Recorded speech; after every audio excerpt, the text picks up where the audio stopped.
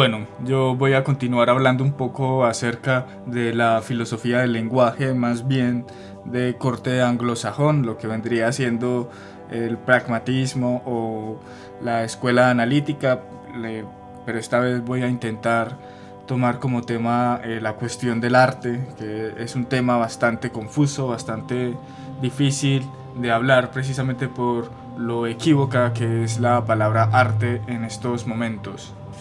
Lo primero que yo haría para poder dar cuenta de lo que es el arte sería dar cuenta primero de su fin. ¿Cuál es el fin del arte? Y aquí se nos despliega una gran cantidad de posibilidades casi que por vanguardia existente o casi que por artista existente, y por eso esta cuestión no lo voy a tocar. Será a tocar casos particulares, como ya lo había hecho yo en un video pasado que le dediqué a Doris Salcedo. Pero lo cierto es que parece que cada artista puede formularse cualquier fin, y eso no parece ser de mayor relevancia a la hora de poner sus piezas en una institución, en una galería, etc. Pero algo que me parece importante mencionar respecto a esto es que quizás el arte que se formula un fin, que se subordina como medio de algo que le es superior, por así decirlo, de algo que le es prioritario, que sería este fin ajeno a sí mismo, podría poner en riesgo la propia identidad del arte como arte. Y puede el arte incluso identificarse, por ejemplo, con la publicidad.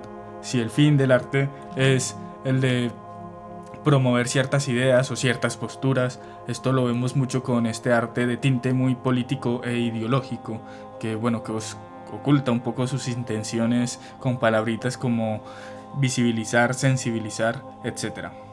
No estoy diciendo que esto sea absolutamente así. Aquí hay mucho tema de qué hablar, pero no lo voy a abordar, sería tema para otra ocasión. Y simplemente decir que lo que quizás distinga al arte de la publicidad es que se la da el arte de tener un fin en sí mismo. Diríamos que el fin del arte es casi que ser autónomo. El fin del arte es su ser arte. Esto pues suena muy raro, pero más o menos vamos a llegar a esa conclusión a lo largo del video. Esta cuestión de la autonomía del arte, que yo creo que es quizás la que más confusiones a la larga va a crear. La autonomía podríamos ubicarla primeramente en Kant, o por lo menos a este autor es al que más se le atribuye esta cuestión de la autonomía, pero del juicio estético, el cual desentiende al juicio estético tanto de una razón teórica, digamos de verdades, de razones. No hay que dar razón de este juicio estético. También lo desentiende de lo útil o del mismo interés. La belleza, por ejemplo, es sin interés, es desinteresada. A esta independencia o autonomía de lo estético la va a acompañar el arte. El arte se hará autónomo cuando tiene como fin precisamente esta experiencia estética. Esto lo veo por ejemplo en Clement Greenberg, en el ensayo de la pintura moderna. Dirá que el arte estará casi que en función de esta experiencia visual, que el arte visual se confine exclusivamente en la experiencia visual. Ya no tiene que dar cuenta incluso de una cosa externa, ya no tiene que representarla necesariamente. Ya es la experiencia visual. También esto aparece en Peter Burger. Dirá en este libro que tiene sobre las vanguardias, Peter Burger dice: en la obra de arte esteticista, la finalidad es convertir en contenido esencial de la obra la separación de las obras respecto a la praxis vital que caracteriza el estatus del arte en la sociedad burguesa. Solo así se convierte la obra de arte en un fin en sí mismo, en el sentido completo de la palabra. El fin del arte está casi que ser un fin en sí mismo, que no se ensucie, por así decirlo, de la praxis social, de la dinámica de la vida, sino que el arte está como en una esfera autónoma. La praxis de la vida se caracterizaría en este caso por ser el mundo del interés, ¿cierto? Nos movemos en el mundo social, en el mundo de la vida, buscando nuestro máximo interés a la hora de comprar, a la hora de actuar. En cambio, la contemplación estética, el juicio estética, es desinteresado. Y esto es análogo a la moral. Y para Peter Burger esta idea sería un resabio del idealismo. Un resabio que no pudo acabar las vanguardias a pesar de haber intentado incorporar el arte a la dinámica social, a la praxis de la vida, las vanguardias habrían hecho un intento fallido. Ninguno de estos autores ya mencionados, Clement Greenberg y Burger, ninguno de ellos le quita al arte esa cualidad de estética, lo que habíamos leído como esteticismo en Burger. Más adelante vamos a ver cómo algunos autores han intentado incluso hacer al arte autónomo de esta función de ser, digamos, un medio para esta contemplación estética. Y me parece que en la historia del arte vamos a encontrar casos en los cuales podemos evidenciar un cierto afán de desnudar al arte, de liberar al arte de cada vez más cosas propias del mundo. Y lo que voy a intentar hacer a continuación va a ser pensar de cuáles cosas el arte se ha querido desentender, precisamente en virtud de esa autonomía, de esa libertad, de darse a sí mismo su propia norma, no depender de nada más fuera de sí. Y voy a comenzar, por ejemplo, con la misma materia. Si nos preguntáramos si el arte puede ser autónomo de su materia, del cuerpo que encarna, por así decirlo, cosa que es muy difícil porque el arte casi siempre está encarnado. Aquí o por lo menos a mí se me viene a la mente una cosa que ocurrió hace poquito, pero que realmente no es nueva, que alguien había hecho una exposición de arte invisible supuestamente. Bueno, pues ese supuesto arte invisible tenía por lo menos un mínimo de materialidad, así sea la ficha técnica, por lo menos, o así sea el relato posterior. Eso de alguna manera le da cuerpo a ese arte. Y digo que no es algo nuevo porque esto ya había ocurrido antes. Por ejemplo, este colectivo de Art and Language, no sé cómo se pronuncia, Arte y Lenguaje, que tenía como declaraciones, o el arte, pues obviamente como el nombre del colectivo lo indica, muy dedicado más bien a cuestiones de lenguaje, a juegos casi que lingüísticos. Recuerdo que tienen uno que consta pues como de una pintura negra y al lado un texto que dice algo como, literalmente dice: el contenido de esta pintura es invisible. El carácter exacto y la dimensión del contenido deben mantenerse permanentemente en secreto, conocido solo por el artista. Bueno, aquí vemos como una especie también de arte invisible. Claramente el peso radicaría en el texto, ¿no? En ese no sé qué que se está ocultando, pero que el texto nos lo está como insinuando. También están las obras de Robert Barry, textos que tienen como objetivo representar de alguna forma el concepto previo a su formación material. Esto pues es una locura, también muy en sintonía con el colectivo ya mencionado, Art and Language, o sea, un artista muy dedicado pues al texto.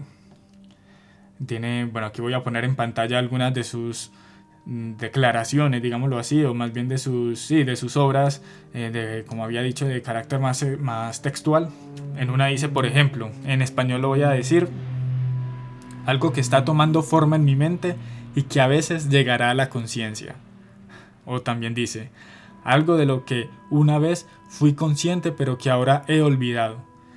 Bueno, es como intentar representar un concepto que no está materializado, pero que, claramente vemos que el mínimo de materia sería el mismo texto con el que está haciendo alusión a aquello que ni siquiera precisa. Y digo que esto no es extraño porque la misma literatura, la novela, los cuentos, la poesía funcionan de una forma semejante.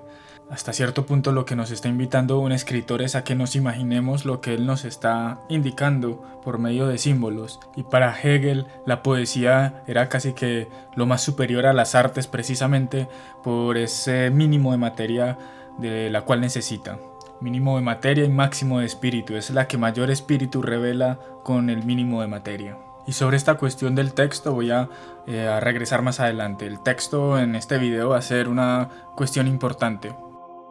Otra manera quizás en la que el arte ha querido independizarse, ha querido ser autónomo de un objeto o una pieza como tal, de una materia, de un cuerpo, yo diría que es, por ejemplo, la tradición performática, donde ya no se trata de un cuerpo externo, de un cuerpo producido por el artista, sino el mismo cuerpo del artista. Aquí el artista y la obra se identifican. Aquí pues yo me imagino que ya conocerán algunos. La más famosa yo diría que es Abramovich, de Francis Alice recuerdo que me gustaba bastante, el accionismo vienés que era bastante polémico, o el colectivo de Fluxus, que me parece que tienen cosas bastante interesantes para mencionar más adelante. También me parece que han habido ciertos intentos de hacer de la obra autónoma, pero esta vez del artista, del mismo artista. Veo esta iniciativa mucho, por ejemplo, en el constructivismo, un poco en Rodchenko, lo que es Vladimir Tatlin. Bueno, la idea de acabar con este artista romántico, el artista expresivo, casi que volverlo un diseñador o un trabajador más, un proletario más. Esto claramente muy acorde con la ideología o el pensamiento marxista de estos artistas. También han habido intentos de hacer del trabajo del artista algo cada vez más mínimo, intentar por ejemplo involucrar al espectador o a otro tipo de hacedores que compartan la autoría de la pieza de cierta forma. Esto ha ocurrido en el arte performático, como ya había comentado, pero también me parece interesante mencionar la cuestión de la instrucción. Y por ejemplo pienso en Carl André, un minimalista, quien tenía una obra que constaba de unos ladrillos que estaban ubicados de cierta forma en el museo. La cosa es que este artista no era quien ubicaba los ladrillos, sino que simplemente mediante una instrucción era otra persona quien ubicaba los ladrillos. Y esta cuestión de la instrucción me parece muy interesante, porque ya no se trata entonces de este artista que produce con sus manos la pieza, la obra de arte, sino que el artista es aquel que dicta una instrucción. Cierto, lo que conocíamos en el video pasado como un tipo de habla ordenativo. Quienes explotaron bastante esto fue, por ejemplo, el Fluxus, este movimiento Fluxus, quienes pensaron incluso en la partitura como una especie de instrucción. Con la partitura, por ejemplo, una partitura de Beethoven, si la Sinfónica de Medellín interpreta dicha partitura, lo que está sonando es literalmente Beethoven, ¿cierto? No es una copia de Beethoven, se está reproduciendo la obra original, que es Beethoven. Incluso si la toca una sinfónica de Moscú, yo que sé, hace 50 años, pues seguirá siendo Beethoven. Lo que conocen como artes alógrafas, ¿cierto? Estas artes que se replican aún continuando siendo originales, como lo son, ya como había dicho, como lo son las partituras, como lo son la música o la literatura. Yo aquí tengo, por ejemplo, un libro de Gabriel García Márquez. Ese libro es el original, ¿cierto? A menos que alguien le haya cambiado unas palabras o le haya reestructurado una cosa interna del libro, pero no se considera que ese libro es una copia, ¿cierto? Ese es el libro escrito por Gabriel García Márquez, a pesar de que hayan 200 copias del mismo libro. A diferencia de las artes autógrafas, estas son las que, si hay varias, es porque hay alguna que es una copia. Por ejemplo, la Mona Lisa. La Mona Lisa, hay una que es original, las otras que se parecen mucho, pues son copias. Bueno, el punto es que la partitura funciona como una especie de instrucción, y habían artistas del movimiento Fluxus aprovechando esto de la partitura, haciendo partituras de otras cosas que podríamos considerar performativas. Por ejemplo, George Brecht, que tenía partituras evento, así lo llamaba, partitura evento, y era básicamente música como con objetos cotidianos. No sé, una silla, y la partitura decía de qué forma usted tenía que tocar la silla. Una partitura que dejaba también mucho margen de azar, mucho margen de libertad para el intérprete de la silla. También está Philip Corner, que tenía como partituras o instrucciones para coger un piano y destruirlo, no sé, a punta de martillo y serrucho. Bueno, cosas muy interesantes con esto de la partitura. También había uno mucho más contemporáneo que hacía también instrucciones, pero esta vez por internet. Creo que fue por Tumblr, donde invitaba a la gente a tomarse fotos con la cabeza metida en refrigeradores y ponerles como título unos números que pondré en pantalla. De esa forma, la gente que ponga esos números en Google va a encontrar muchas fotos con gente con la cabeza metida en el congelador. Y esto no acaba con el artista. A pesar de que el artista no haya hecho la mayor parte del trabajo, el artista ha construido la instrucción. Y es muy interesante porque hemos regresado al texto. El artista es el que hace el texto, en este caso un texto ordenativo. Hacer del arte autónomo del mismo artista me parece que es algo muy difícil, por no decir imposible. Incluso la palabra arte ya está aludiendo a un artista, y George Dickey, que lo vamos a citar más adelante, él también entiende al arte como un artilugio, ¿no? Como un artefacto, o sea, algo hecho por un artífice. Así ese artífice haya hecho algo muy pequeño que sea simplemente tomar un objeto de la tienda y ponerlo en una vitrina dentro de un museo. Para continuar con esta historia de esta autonomía pretendidamente alcanzada por el arte, hablar de lo que quizás sea más interesante, que es el arte como análogo de otro objeto de la realidad, como signo, un signo, por ejemplo la representación, de lo que conoceríamos como un principio clásico del arte, un fin clásico del arte, que es la mímesis. Esto lo vemos por ejemplo en Alberti, en el arte ya del Renacimiento, pero también en Aristóteles y demás. El arte como mímesis, el tecne mimetike que llamaban los griegos. Aquí el arte se entiende como un signo de otra cosa, un signo que podríamos, en términos de Charles Peirce, identificar como un icono. O sea, es un signo que tiene y conserva cierta analogía con aquello que está significando. Por ejemplo, una pintura de un caballo, de alguna manera se parece al mismo caballo y de hecho busca parecerse aún más al caballo de la mejor forma. Ya vemos que en el arte moderno esto deja de ser importante, vemos que ya el arte intenta significar de otra manera otro tipo de cosas, por ejemplo a través de la huella, lo que conoceríamos como índice, ¿no? Pienso por ejemplo en el arte expresivo, en el expresionismo. Ya no interesa tanto representar una cosa del mundo, sino representar el mismo gesto, el mismo pintar del artista, la misma acción del artista. La pintura más bien como huella de una acción, de una operación del artista. Por ejemplo, a mí me gustaba antes mucho Franz Klein, o Klein, no sé cómo se pronuncia. Klein también me parece que aborda mucho esto de la huella, del índice. O el más famoso creo que es Pollock. También hay otra manera de significar muy explotada en los años 60, que es la del texto, que ya he comentado. Ya el texto no es ni una huella ni tampoco es un icono. Aquí estoy continuando con Charles Peirce, ¿cierto? Con estas distinciones que hace Peirce del signo.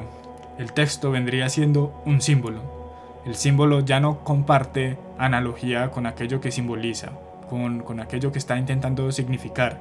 El símbolo ya es lo que llamaríamos un signo convencional. Simplemente por convención entendemos que la palabra caballo alude a un caballo. Y ya aquí estamos entrando a lo que es el arte conceptual. Por ejemplo, aquí en Colombia tenemos a Bernardo Salcedo, que tiene unos bodegones en el Museo de Antioquia que son sino descripciones de bodegones que no se están viendo, ¿cierto? Bueno, ¿para qué representar la manzana y la pera si más bien las puedo describir? Puedo describir el bodegón, ya cada quien verá si se la imagina, cada quien verá cómo se la imagina. Y quizás el artista que más ha teorizado sobre la cuestión conceptual es Joseph Kosuth. También tiene obras muy por este estilo, obras muy tautológicas. La más famosa quizás sea la de la silla, donde pone una silla fáctica, una silla descrita, la descripción de lo que es una silla y también una foto de la silla. Y el arte conceptual va a pretender prescindir incluso de lo estético, de esto que habíamos comentado como el esteticismo. Por ejemplo, Kosuth lo estético lo va a identificar con la pura decoración. Dirá que el arte ya avanzó, ya superó esa cuestión, ya el arte es principalmente conceptual. Duchamp lo llama el arte retinal, el arte que es pura percepción.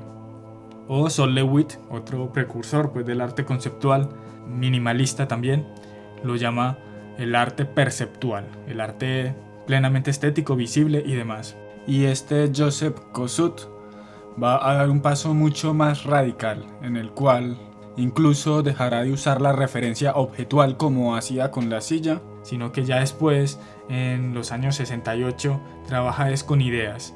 Por ejemplo, tiene unos cuadros que son acerca de significados, como digo, ya no de cosas como la silla, sino ya de palabras, como la palabra nada. Significados sacados de diccionarios de la palabra nada, ¿cierto? Si bien yo podría entonces dar cuenta de la silla por medio de una pintura, ya lo puedo hacer por medio del texto o por medio de una foto, y ya finalmente no necesito la silla, porque ya también puedo dar cuenta de una palabra como la palabra nada por medio del mismo texto. Esto Joseph Kosuth lo llama comunicar la idea de la idea. Y bueno, si bien aquí ya vemos que hemos dado pasos a cierto conceptualismo muy extraño, yo creo que incluso hace falta más. Y el paso que me parece que hace falta es cuando el arte se hace autónomo incluso de alguna otra cosa que no es el mismo. O sea, ya no necesita ni la silla, ni la palabra nada, ni ningún otro concepto que el arte busque como analogado dar cuenta, ya sea por medio de el icono, del índice o de la huella, del símbolo, etc. o de una simple descripción. Y este paso es cuando el arte mismo se presenta a sí mismo como arte. Y lo voy a explicar mejor. Si bien habían unos que intentaban desentender al arte de lo que llamaríamos el esteticismo, como lo mencioné anteriormente, habían otros que reivindicaban este esteticismo en contra pues de alguna referencia externa. Por ejemplo, Malevich, en el ensayo que hace acerca del suprematismo, dice Malevich, por ejemplo: el arte ya no quiere estar al servicio de la religión y del Estado, no quiere seguir ilustrando la historia de las costumbres, no quiere saber nada del objeto como tal, y cree poder afirmarse sin la cosa. Por tanto, sin la fuente válida y experimentada de la vida, sino en sí y por sí. Ya el arte se muestra a sí mismo y por sí mismo. Incluso en el minimalismo, en una entrevista, Donald Judd y Frank Stella, que son de los más importantes algunos de los más importantes del minimalismo, hablaban que las piezas que ellos hacían no tenían ningún significado oculto. Se trata del hecho material. No hay nada más de lo que se ve, es yo con la experiencia con el objeto. El objeto no está intentando esconder algún concepto, algún mensaje ni nada, es simplemente el objeto tal cual es. Lo importante y lo relevante para mí en este sentido es que el objeto es arte. Esa es la cuestión. No tiene que ser otra cosa, solo tiene que ser arte, y por eso es autónomo en el momento en que es arte. Por eso digo que ya el arte se presenta a sí mismo en vez de representar.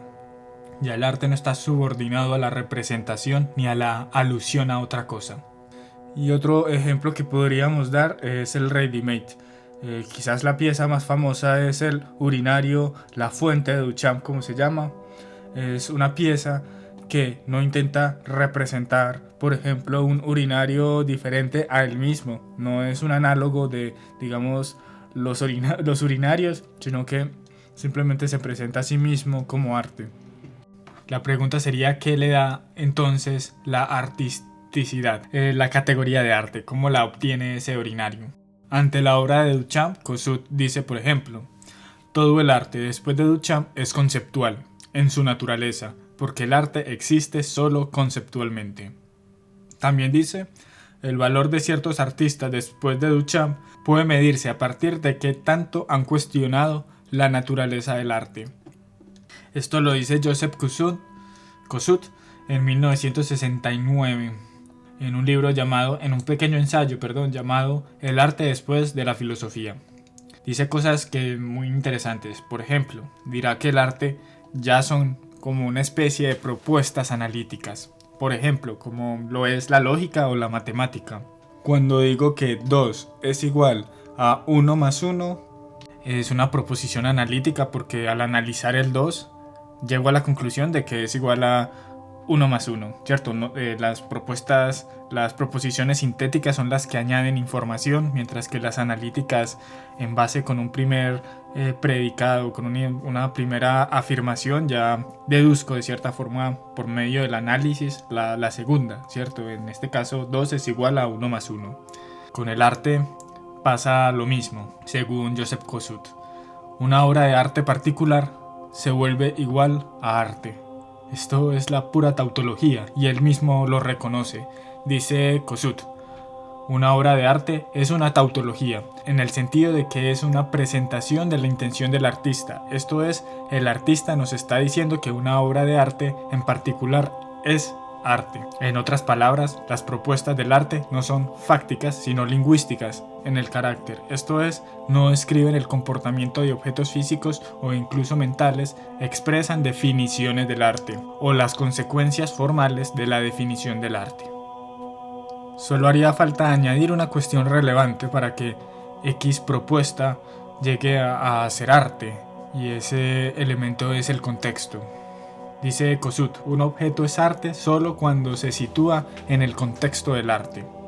También dice: uno puede darse cuenta entonces que la obra de arte es una suerte de propuesta presentada dentro del contexto del arte, como un comentario acerca del arte. La cuestión del contexto aparece bastante en esta filosofía estadounidense, en esta estética que se desarrolla en Estados Unidos, o más bien esta filosofía acerca del arte. Aparece, por ejemplo, en Arthur Danto. Cuando define el arte, lo entiende como aquello que hace parte, pues, de un mundo del arte. Primero hay que entender este mundo del arte, este contexto, esta atmósfera conceptual, y ya después entendemos por qué unas entidades las denominamos arte.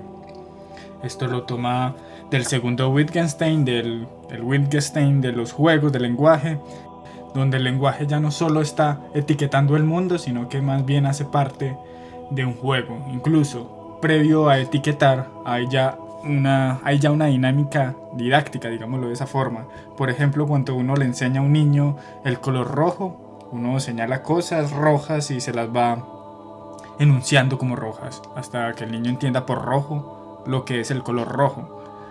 También puede ocurrir que yo le enseñe a un niño lo que es bueno y malo, y simplemente cuando está haciendo algo malo yo denuncio su actividad como mala, ¿cierto? El valor de alguna manera ya se vuelve inmanente, ya hace parte de un juego del lenguaje. Los juegos tienen normas, tienen reglas, y ciertas normas, ciertas reglas constitutivas le confieren a ciertas entidades su carácter de arte. De aquí tenemos también otro filósofo que es George Dickens, creo que se pronuncia así, George Dickey. Bueno, este filósofo desarrolla lo que conocemos como la teoría institucional del arte. Dice George Dickey: las obras de arte son aquellos artefactos que han adquirido un cierto estatus dentro de un marco institucional particular llamado el mundo del arte. Aquí el marco institucional es lo que le confiere la artisticidad al arte, el carácter de arte al arte. Yo resumo más o menos esta teoría institucional en: el arte es lo que digan las instituciones. Las instituciones son las encargadas de definir qué es arte y qué no es arte, pero no lo hacen pues de forma directa, lo hacen por medio de un cierto reglamento que también es producto pues de las instituciones. En las instituciones hay varias instancias que se autorregulan. No esperemos pues de que se trate de una jerarquía en la cual hay un señor allá oculto que controla todas las instituciones de arte y que la voluntad de él sea la que ha creado pues todo este sistema institucional. Simplemente son varias instancias. Están los artistas, los galeristas, las academias, los museos, hasta el mismo público, porque la institución está operando en el público, por ejemplo, que compra arte o que va a un museo. El público ya más o menos sabe qué poderes deónticos están ahí operando, porque está institucionalizado también. Está educado para actuar de cierta forma, para cumplir un papel, para ser un personaje, digamos, en este juego, en esta dinámica del arte.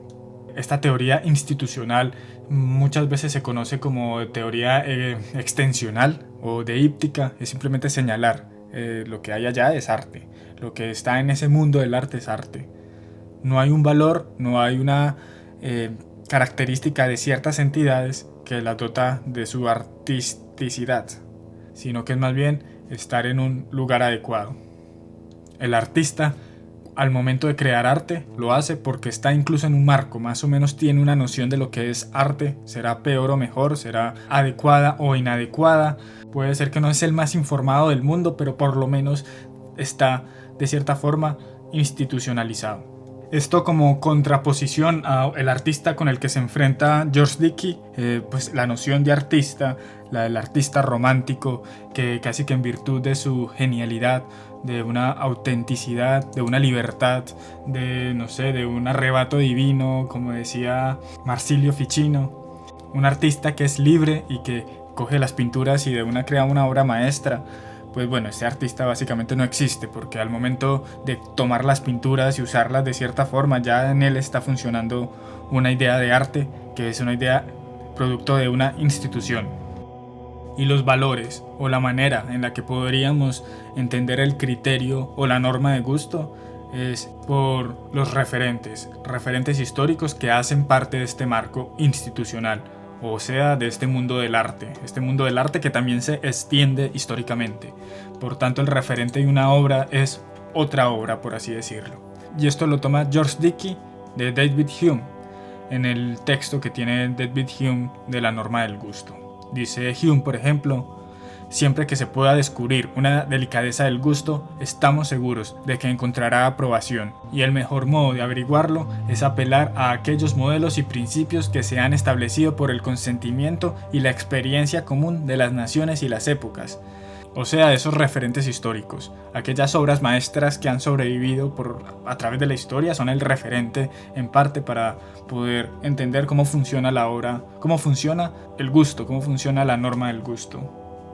Y esto también lo dice Kossuth: el arte vive a través de la influencia que ejerce sobre otro arte. El arte se está viendo constantemente a sí mismo, mejor dicho. Y tanto es así que para que el buen crítico, entre las cosas que necesita para ser buen crítico, necesita conocer todas estas obras, o por lo menos estas obras maestras que ha dejado la historia, que vienen siendo los modelos para las futuras obras o las obras actuales. Y esto lo dice Hume, también le sigue George Dickey e incluso Wittgenstein también lo comenta en un libro llamado Lecciones y conversaciones sobre estética, psicología y creencia religiosa. Wittgenstein entiende al buen juez como ese conocedor de las normas constitutivas, de las reglas constitutivas, o sea, de ese juego, de esa dinámica, de ese contexto, que podríamos incluso llamarlo cultura. Por ejemplo, si cierta tribu africana al momento de hacer la música prefiere, como parte de esas normas, de esa normativa cultural, prefieren, por poner un ejemplo, hacer uso de la sincopa, de los tiempos sincopados, que son estos tiempos que son como atravesados, por así decirlo.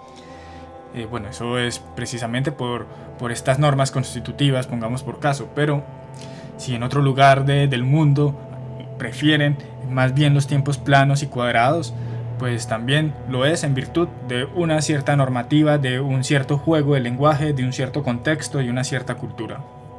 Y para poder apreciar o dar un buen juicio acerca de estas músicas, hay que conocer las normas, las reglas de dichos juegos.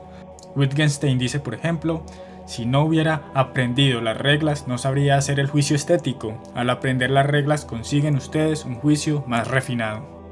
Bueno, esto claramente nos lleva a una circularidad. El arte lo entendemos por el arte, ¿cierto? Al arte lo entendemos por los referentes históricos de arte. Las instituciones del arte están por el arte, pero el arte está gracias a las instituciones del arte. Pues esto claramente lleva a una circularidad, tanto es así que un texto de George Dickey se llama La circularidad o el círculo del arte, se llama así. Yo creo que por aquí iría mi primera crítica, porque si bien dentro de la institución existe esta circularidad, la institución en sí misma tiene una causa histórica, y esa causa histórica está fuera de ella, de la misma institución. Hay una razón por la cual esta institución fue instituida. Y no solo eso, sino que también tiene un fundamento actual que la hace permanecer en el ser, ¿no? Ya sea un fundamento económico o político. Por ejemplo, me puse a investigar un poco acerca de la noción de arte que tiene el Ministerio de Cultura de mi país. Encontramos valores que no son simplemente producto de la referencialidad de las mismas piezas de arte. Valores como la diversidad o la libre expresión, la libre creatividad del sujeto, la libertad creativa, etcétera, etcétera. Muy propios pues de la ideología actual, del humanismo, de la democracia y demás. O sea, hasta qué punto la misma ideología permea a la institución, haciendo que ésta opere según unos valores que no son producto únicamente de esta referencia al arte ya instituido como tal, sino que también son producto de una ideología, de una filosofía, de una religión incluso, etc. También es interesante pensar este origen de la realidad institucional que habíamos visto en el video pasado de John Sear. Él decía que toda la realidad institucional y por tanto toda civilización humana es creada por actos de habla que tiene la misma forma lógica que las declaraciones. O sea, son las declaraciones las que han creado esas reglas constitutivas. Que todos los hechos institucionales son creados por la misma operación lógica, la creación de una realidad al representarla como existiendo. ¿Hasta qué punto el mismo arte no es esto? Una realidad que ha sido representada como existiendo. Yo represento X objeto como arte, le estoy dando el estatuto de arte, pero eso es una representación. Eso no es que esté ontológicamente relacionado con la pieza en sí, sino que yo estoy señalando la pieza ya dotada de esa cualidad. Una cualidad que es simplemente producto de un acto de habla. En este caso, el acto de habla de las declaraciones. Esto lo comenté en el video pasado con mayor profundidad si lo quieren ver. Quizás si no lo tienen claro, pongo en pantalla algunas otras citas de lo que es una declaración. Por ejemplo, en el caso del arte, una declaración podría ser: este urinario es arte. Eso es una declaración. Hay un artista que, a mi parecer, evidencia, yo creo que este actuar del arte como declaración. Ese artista es John Baldessari. Me refiero simplemente a una obra que en inglés es A Person Was Asked to Point, perdón mi pronunciación, que es simplemente una foto de una mano que está señalando cosas, como si el arte fuera un simple acto de señalar. Y esto lo hace inspirado por algo que había dicho un pintor llamado Al Held, cuando le preguntan sobre el arte conceptual, y él dice: el arte conceptual simplemente señalar cosas. Muy parecido a lo que decía otro artista llamado Ad Reinhardt. Decía: el arte es arte como arte, y todo lo demás es todo lo demás. Y aquí surge otra pregunta interesante. Si bien yo señalo cierto elemento como arte por medio de la declaración, ¿soy capaz por medio de la declaración de crear valor? Por ejemplo, el dinero. El dinero de alguna forma es un papel y ya, pero por medio pues de estas normas institucionales, el dinero está dotado de un cierto valor material. Y de ese valor que tiene ese papel trae consigo un poder deóntico. Hay un respeto tácito hacia el dinero y también hacia la obra de arte. La obra de arte, o por lo menos ese juego del mundo del arte, nos lleva a respetar más un urinario firmado como R. como este urinario de Duchamp, en contraposición a uno normal de la vida cotidiana. A uno se le rinde más respeto que a otro. Y esto es muy curioso porque en esto no está de acuerdo George Dickey. Él dice que su teoría institucional solo señala lo que es arte y no, en un sentido plenamente clasificatorio. No está diciendo que una cosa sea valiosa o no, de eso no va. Simplemente es definir qué es y qué no es arte. Cosa que a mí me parece un poco extraña porque una pieza de arte común, por lo general, tiene un cierto valor, ¿no? Cierto valor económico me refiero. Y yo entiendo que no toda obra de arte cuesta bastante, pero, y aquí yo creo que conecto con la misma conclusión, con la misma crítica que desarrollé en el video pasado.